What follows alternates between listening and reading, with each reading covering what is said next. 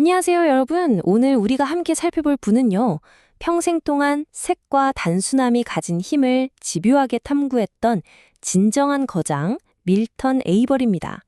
정말이지 너무나도 평화롭고 아름다운 그만의 예술 세계로 지금 바로 깊숙이 들어가 보시죠. 자, 본격적으로 시작해볼까요? 이 놀랍도록 생생한 색감들을 한번 천천히 느껴보세요. 이 그림의 진짜 주제가 뭔지 머리로 이해하기도 전에 마음속에서 먼저 어떤 감정이 훅 밀려오지 않으시나요? 복잡한 묘사 하나 없이 그저 큼직한 색의 띠만으로도 왠지 모르게 마음이 확 편안해지는 기분. 저만 느끼는 건 아닐 겁니다. 에이버리의 이토록 평온한 작품들을 제대로 이해하려면 사실 그의 꽤나 고단했던 어린 시절을 먼저 짚고 넘어가야 합니다. 1885년에 태어난 그는 가난에서 벗어나려고 아주 어릴 때부터 공장에서 일하며 생계를 꾸려야 했거든요. 하지만 그림에 대한 열정, 이건 도저히 막을 수가 없었나 봅니다. 결국 뉴욕으로 넘어갔고 기나긴 무명 시절을 묵묵히 버텨내죠. 그러다 마침내 1940년대 후반부터 그 진가를 인정받기 시작하는데요.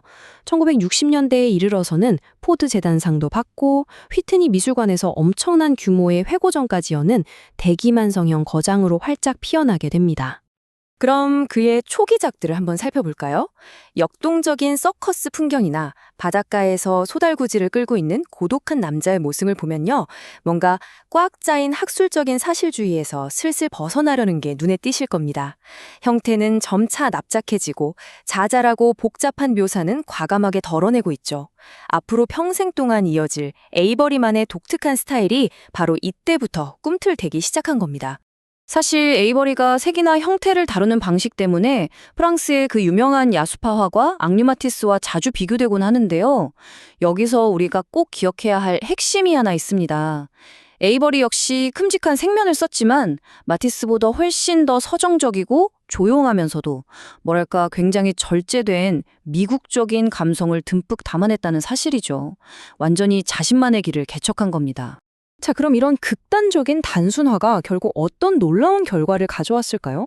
마치 허공에 둥둥 떠 있는 것 같은 형태들이나 붉게 타오르는 나무를 한번 보세요. 정말 과감하지 않나요?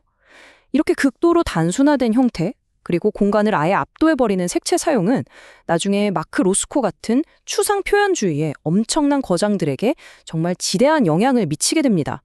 말 그대로 미술사의 흐름을 바꿔놓은 거죠. 그래서 오늘 우리는 총 3가지의 특별한 감상 포인트를 잡고 그의 작품들을 탐험해 볼 건데요. 그 첫 번째 포인트는 바로 우리의 마음을 편안하게 다독여주는 부드러운 경계의 조화입니다. 하늘과 모래사장이 맞닿는 부분, 그리고 물결이 어두운 절벽을 감싸 안는 곳을 한번 자세히 들여다보시겠어요? 그림 속 그 어디를 눈 씻고 찾아봐도 캔버스를 찌를 듯이 날카롭게 가르는 선은 없습니다. 그저 색과 색이 너무나도 부드럽게 스며들듯 만나고 있을 뿐이죠. 진짜 신기한 게 이런 부드러운 경계선들을 보고 있으면 팽팽했던 마음이 스르륵 하고 무장해제되는 기분이 듭니다. 이런 특징들이 뒤로 갈수록 어떻게 깊어지는지 계속해서 보겠습니다. 이 짙고 고요한 푸른빛의 바다, 그리고 창백한 톤이 감도는 언덕 풍경을 보면요. 아예 경계선이 캔버스 위에서 사르르 녹아내리는 것처럼 보이지 않나요?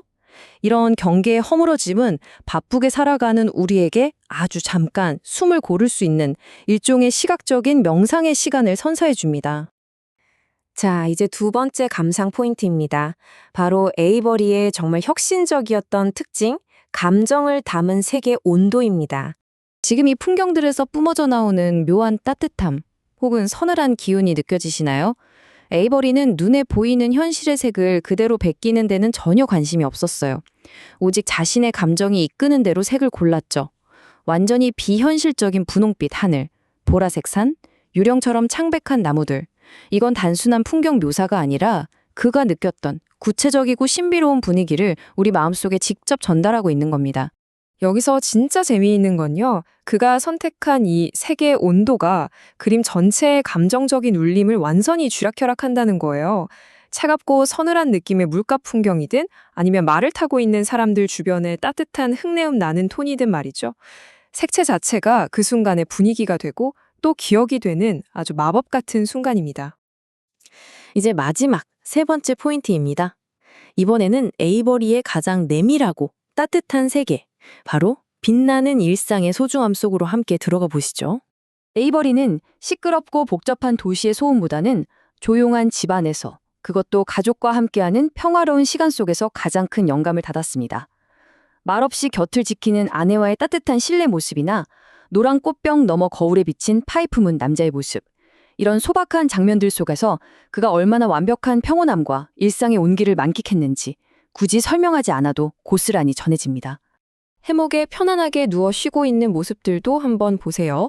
구도나 색채는 조금씩 변형되었지만 그 나른하고 평화로운 여름날 오후의 공기만큼은 똑같이 느껴지실 겁니다. 그 찰나의 완벽한 여유로움을 어떻게든 캔버스에 꽉 붙잡아두려고 했던 그의 집요하면서도 사랑스러운 시선이 정말 매력적이죠. 심지어는 혼자 있는 아주 평범한 고독의 순간들조차 그의 붓끝이 거치면 특별해집니다. 바닷가 테라스에서 노란 꽃을 물끄러미 바라보고 있거나 주황색 드레스를 입고 누군가와 통화하는 모습들.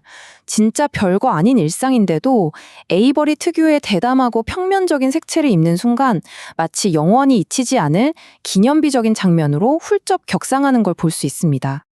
자, 이 초상화들에서는 사람들의 얼굴을 한번 유심히 봐주세요.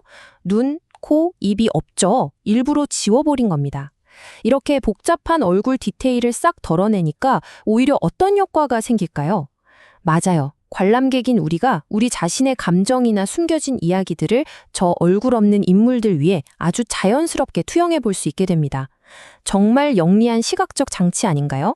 그리고 그의 붓터치 하나하나를 따라가다 보면 대상을 향한 그 깊은 애정을 도저히 모를 수가 없게 됩니다. 예상치 못했던 쨍한 주황색으로 피부를 과감하게 칠했든 아니면 사랑하는 까만 강아지를 다정하게 꼭 끌어안고 있는 따뜻한 순간이든 말이에요. 대상을 얼마나 애정어린 눈빛으로 바라봤는지가 그림 밖으로 훅 하고 뿜어져 나오는 것 같죠. 결국 이쯤에서 우리가 깨닫게 되는 핵심은 이겁니다. 해변에 길게 늘어져 누워있거나 파란 소파에 기대어 세상 편하게 쉬고 있는 인물들을 통해서요. 에이버리는 우리에게 완벽한 시각적인 피난처를 내어주고 있는 거예요. 복잡하고 머리 아픈 세상의 온갖 불안들, 잠시나마 이 캔버스 너머로 다 던져버리고 푹 쉬어갈 수 있도록 말이죠. 어느덧 오늘 준비한 이야기도 마무리를 향해 가네요. 복잡한 것을 단순화하고 감정으로 색을 칠한다. 에이버리가 남긴 이 멋진 철학을 한번 곱씹어 보셨으면 좋겠습니다. 그리고 스스로에게 이렇게 한번 물어보는 건 어떨까요?